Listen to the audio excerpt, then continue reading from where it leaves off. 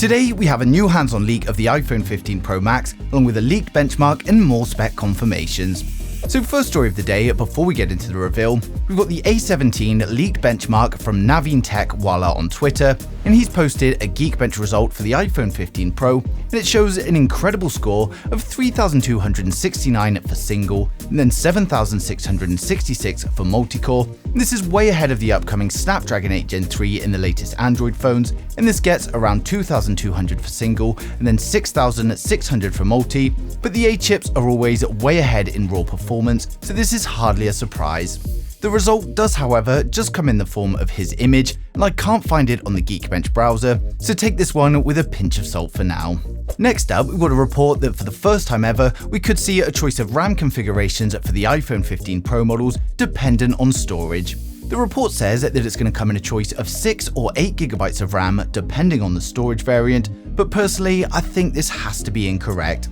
Reliable leaker Unknowns21 tweeted to say that Apple were testing 6 and 8 GB RAM variants, and this is probably where the confusion has come from.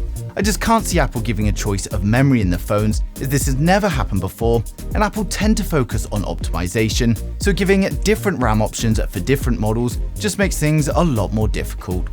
Now next up, we've got a new hands-on video released by YouTuber Unbox Therapy, and he claims to have an iPhone 15 prototype, and he shows us the differences in his video. In his video, he compares it against the iPhone 14 Pro Max, and he shows us the alleged iPhone 15 with a brushed titanium frame, USB Type-C, and a new large volume rocker along with a new action button. Now I think it's pretty obvious that this is not an iPhone 15 prototype, and it's simply just a dummy model that's been made or 3D printed, and it's based off of early leaked CAD, which isn't even correct. There clearly isn't a display on the phone, and it's just some printed colors, and the latest CAD has already shown us we'll be getting the action button, but the volume rocker is going to remain to be 2 separate buttons, as I've been showing you in my renders for quite some time. The video does, however, give us a good look at what the new bezels are going to look like, and as you can see, they're much thinner than last year's, but there's no way that this is a prototype, so personally I would just ignore this one for now. Now for those excited for the iPhone 15 series though, we're now going to run through the full specs, design, and the pricing of each model to help you guys decide which one is right for you. So first up, we've got the standard iPhone 15. With the standard iPhone 15, we get a 6.1-inch 60Hz OLED display. It's got a resolution of 2532 by 1170, and it's protected by ceramic shield. We get the new dynamic island, which covers up the 12-megapixel selfie camera and the Face ID sensors, and then on the rear we've got a 12-megapixel primary camera with a 12-megapixel ultra-wide. It's powered by the A16 Bionic chipset, and it comes with 6GB of RAM and up to 512GB of storage. It's got a 3,300 mAh battery with 30-watt fast charging, and it's going to come with 5G, Bluetooth 5.3, and Wi-Fi 6E. Now, of course, it's going to ship with iOS 17, and it's expected to launch from around $850 on the 12th of September. Next up, we've got the iPhone 15 Plus. With the iPhone 15 Plus, we get a 6.7-inch 60Hz OLED display. It's got a resolution of 2778 by 1284, and it's protected by ceramic shield. We get the new dynamic island, which covers up the 12-megapixel selfie camera and the Face ID sensors. And then on the rear, we've got a 12-megapixel primary camera and a 12-megapixel ultra-wide. It's powered up by the A16 Bionic chipset and comes with 6GB of RAM and up to 512GB storage.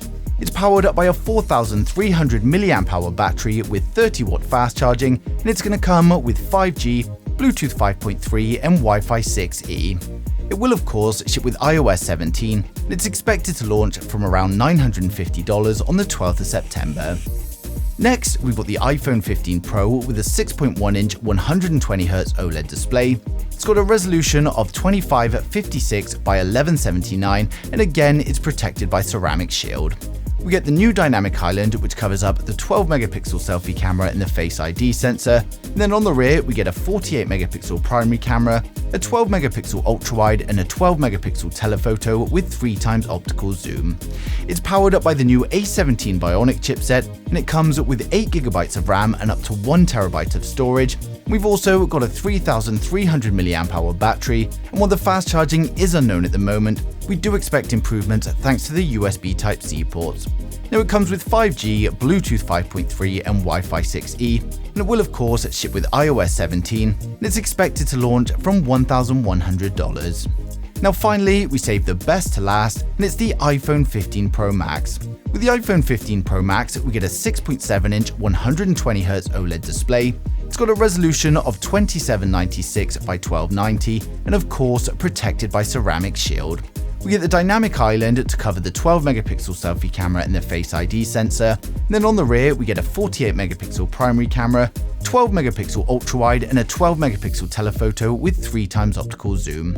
It's powered up by the A17 Bionic chipset and comes with 8GB of RAM and up to 1TB of storage. And it's also powered up by a 4323 mAh battery. And again, we don't know the fast charging speeds, but because of USB-C, we do expect it to be higher.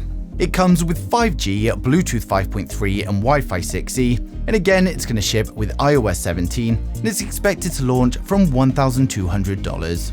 So the iPhone 15 Pro Max does look similar to its predecessor, but there are still plenty of upgrades like thinner bezels, a more curved brushed titanium frame, USB-C, and a very impressive A17 chip.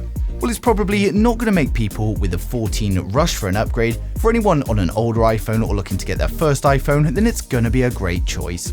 Given that we're so close to the September launch now, leaks are likely to come flooding in, and of course I'll be sharing them as soon as they do, so make sure you subscribe so you don't miss a thing in the future.